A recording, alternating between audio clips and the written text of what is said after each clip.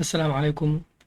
Cashirkan waxaan ku qaadanaynaa qaabka sawirada loo soo geliyo website-kaada. Sidoo kalena waxaan qaadanaynaa qaabka loo sameeyo linkiyada oo markii qoraal lagu dhufto oo kale meel kale ku geenayo, ama hadduu website-kaada page badan leeyahay oo markii page lagu dhufto meel kale ku geenayo, page kale markii lagu dhuftana meel kale ku geenayo.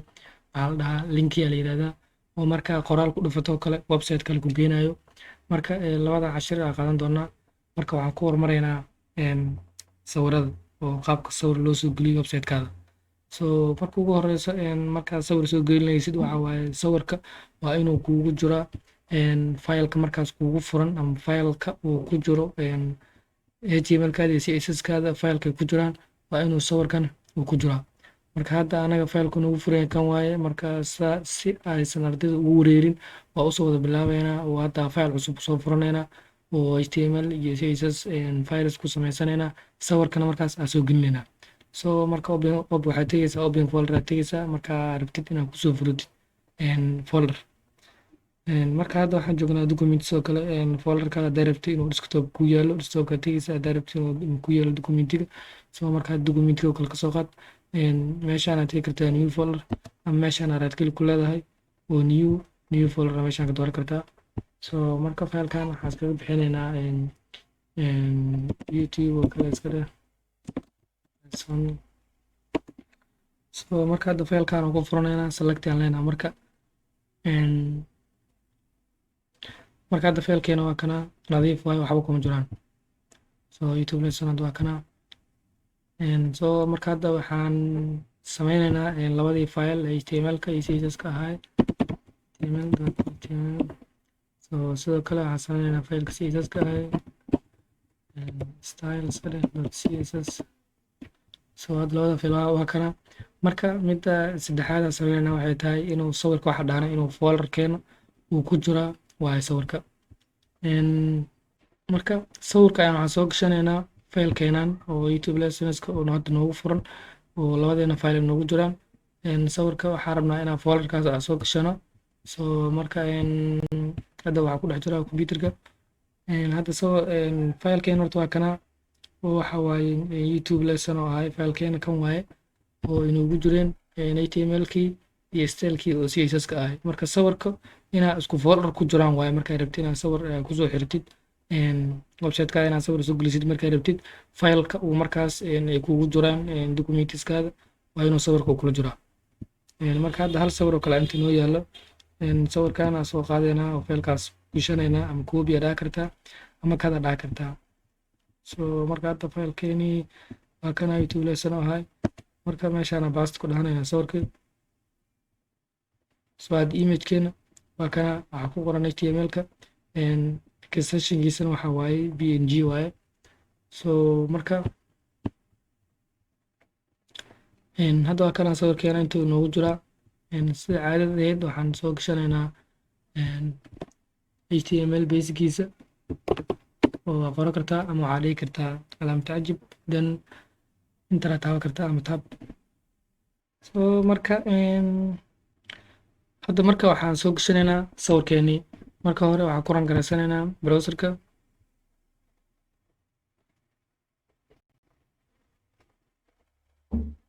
Markaa ku rangareysan kadib waa soo yar maasgareysanaynaa.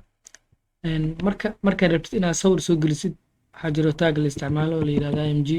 Marka tagan img wuxuu kuu sahlayaa ama wuxuu u shaqeeyaa inuu soo geliyo sawir. Marka attribute aa jiro la yidhahdo src. src-gan wuxuu sheegayaa image-kaada location-kiisa ama image-kaada meesha uu yaalo. src source laga soo gaabiyey. Marka image-ka magaciisa waxa waaye HTML waaye. Sidoo kale waxay sheegaysaa extension-kiisa sheegaysaa oo ahay PNG. Image waa kana. Hadda wuxuu noo soo qabatay maxaa la tole faylka HTML-ka extension-kan HTML iskale. Marka sawirka extension-kiisa wuxuu ahay PNG oo inaad iska fiirisid waaye. Sawirka qaar JPG ah. Marka sawirkan PNG waa. Then marka hadda save dhahano sawirkii wuxuu kasoo muuqday browser-ka kasoo muuqday. Sidoo kale waxaan ku xiranaynaa styling-keena ama CSS-keena aan ku xiranaynaa faylkeena si aan sawirkan u weyneyn karno, sidoo kalena u yareyn karno aan isla aragno. Linki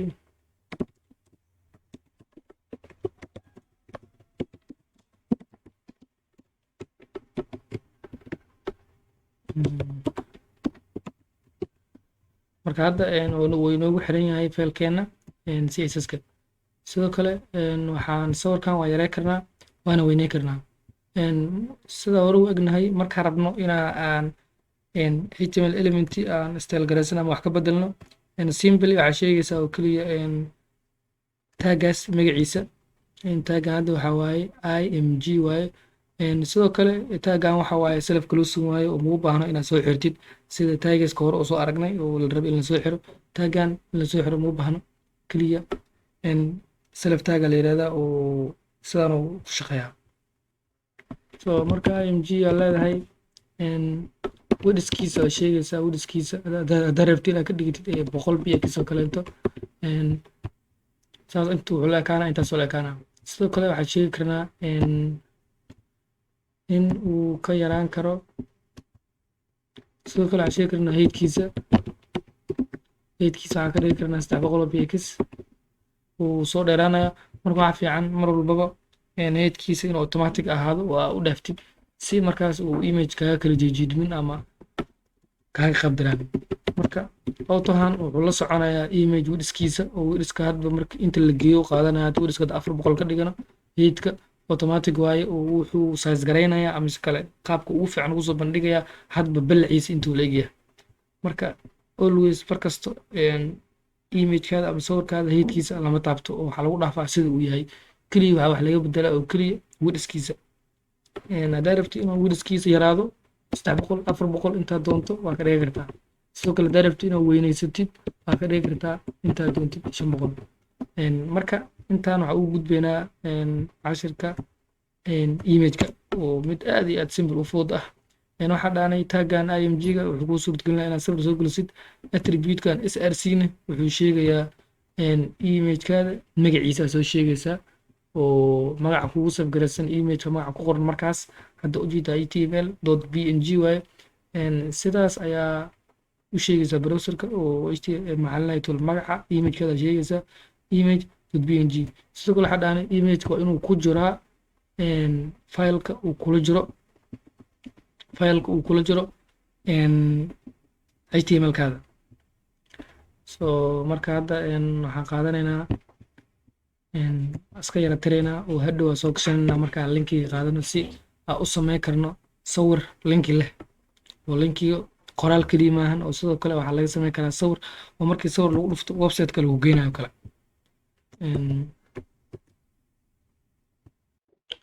so marka linki maxaa la yirahdaa? linki waxaa la yirahdaa qoraal markii lagu dhufto ku geynayo website ama meel kale ku geynayo. hadda meeshaan oo kaleeto abis ku qoran tahay qoraal waaye linki waaye markaa ku dhufatid wuxuu ku geynayaa pagekan kale ayuu ku keenayaa oo chrome abiska ah.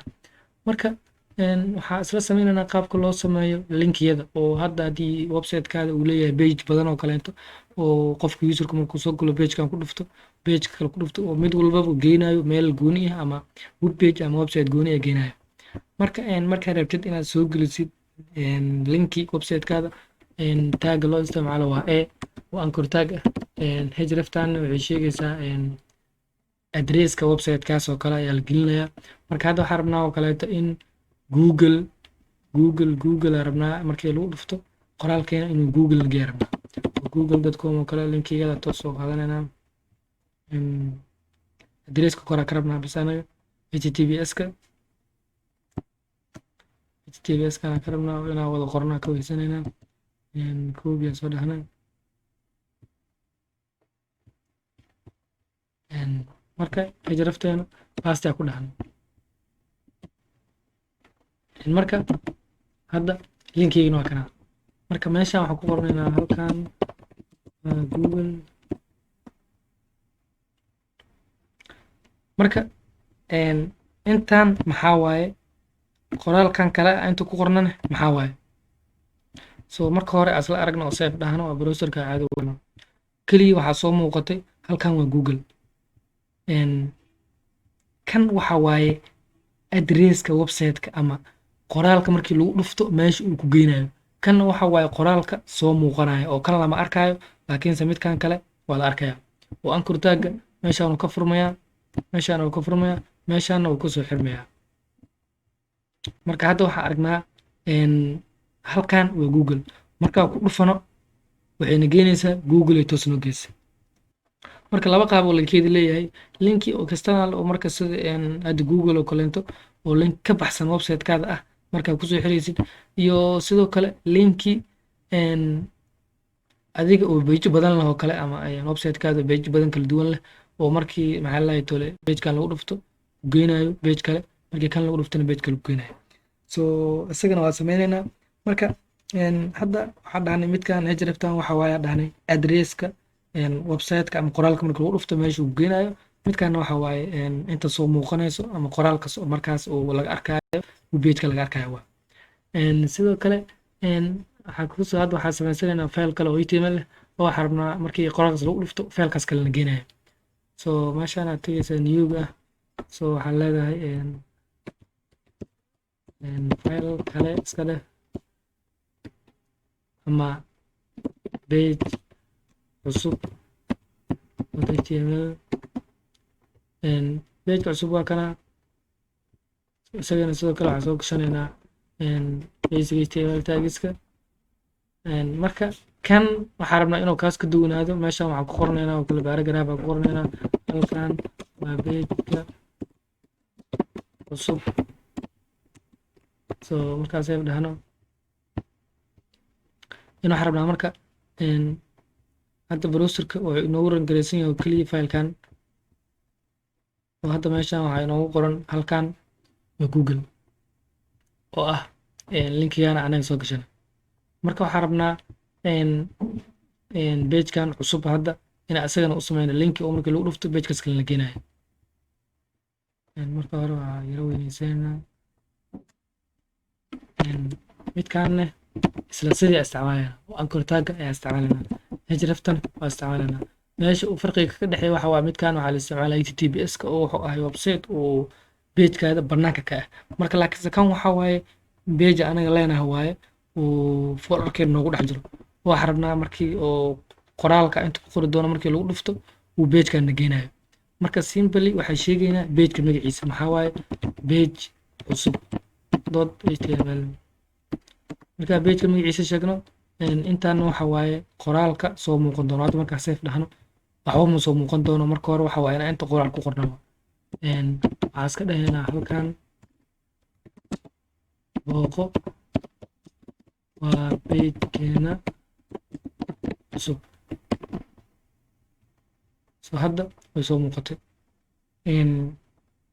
marka hadda kan ku dhufano wuxuu na geeyey page-kii kale oo dhahayo halkan waa page-ka cusub oo page-kan ah oo anaga ku qornay halkan waa page-ka cusub. kanna waxaa ku xiraynaa isagana sidoo kale linkiga ku xiraynaa oo inoo celinayo midkeeni hore. so simply waxaa isticmaalayna anchor taggi hrefti waxaa sheegaynaa page-keeni hore magaciisa waxa waaye html.html. waxaa dhahaynaa html.html. so ku laabo filekeenii hore. so hadda meesha waxaa u jeednaa ku laabo filekeenii hore wuxuu ina keenayaa midkeenii hore oo lahay halkan waa Google, midkan kalena waxa waaye halkan waa page-keena cusub. so marka kan ku dhufano wuxuuna keenay page-keena cusub html-ka una keenay. marka kan ka noqonana wuxuu dhaca page-keena hore ku noqo oo waxaan ku soo noqonay page-keeni hore. marka waxaan sameynaynaa hadda qoraal waaye markii qoraalka lagu dhufto wuxuuna geynayaa page kale. waxaa ka rabnaa marka in aan sawir ka dhigno oo markii sawirka lagu dhufto uu na geynayo page kaleento ama website kale na geynayo. marka hadda waxaa soo qaadana qaabka sawir loo soo geliyo marka aan ku dabaqno sawirka linkiga. midkan oo kale aan iskaga sameynaynaa hadda waxaa iska tiraynaa midka oo noogu celinayo page-keeni hore ama isaga noo qoran. haddana waxaan soo gashanaynaa sawirka. marka hore linkiga qoranaynaa oo waxaan rabnaa in sawirkaas oo linki ahaado. hrefta fileka layna geynayana waxa waaye filekeena hore oo kale kasoo qaadana ku noqonayno. marka sawir aan ka dhigaynaa filekeena hore waxa waaye html.html. addresska mar walba ma isbedelayo. marka meeshii halkan qoraal markii qoraal uu ka ahayo markii qoraalka lagu dhufto meeshana geenayo ahaa waxaa ka dhigaynaa inuu ahaado oo markii qoraalka saan loogu dhufto oo kale pagekana geenayo. Waxaa ka dhigaynaa inuu ahaado sawir. marka simple qaabka sawir loo soo gelinayo wuxuu ahaa waxaa isticmaalaynaa img sr sidana waxaa sheegaynay sawirkeena magaciisa kaleento. sawirkeena wuxuu ahaa html.png oo ahay hadda sawirkeena waa kana. marka hadda save dhahano sawirka waa kana. sawirka marka aan ku dul aadino waxaa soo baxayso calaamada farta aheyd oo linkiga caddeynaysa. marka hadda sawir ku dhufano wuxuuna keenay pagekan. halkan waxaa waaye pagekan waaye oo htmlka inta ku qorantay halkan booq waa pagekeena cusub iyo ku jirtay linkigii google. midkaana waa midkii kale aan sameynay oo isagana aan ku xirnay. marka halkan booq waa pagekeena cusub iyo linkigii ahay google oo markaa ku dhufano google la geenayo. midkaana waxa waa midka sawirka inoogu jiro waaye. marka hadda waa kana sawirkii waxaa ka sameynay linki. marka usoo noqono intaan ugu horeyso waxa waaye taageena koowaad oo ahay linkiga taagiisa anchor tagga. hreftan waxay sheegaysaa markii linkigaas lagu dhufto meesha uu tagayo. midkan kalena anchor tagga meesha kusoo xirmayo waa marka halkii meeshaan aan qoraalka ay kaga qori jirnay u dhigayna meeshaas u geynaysa ama meeshaan ku dhufo u dhigi jirnay waxaa ugu bedelnay sawira ugu bedelnay oo markii sawirkaas lagu dhufto meeshaas ina geenayo. marka casharkeena intaanu ku egyahay inta hadda aan soo qaadanay ku yar celceli practicate insha allah khayr badan.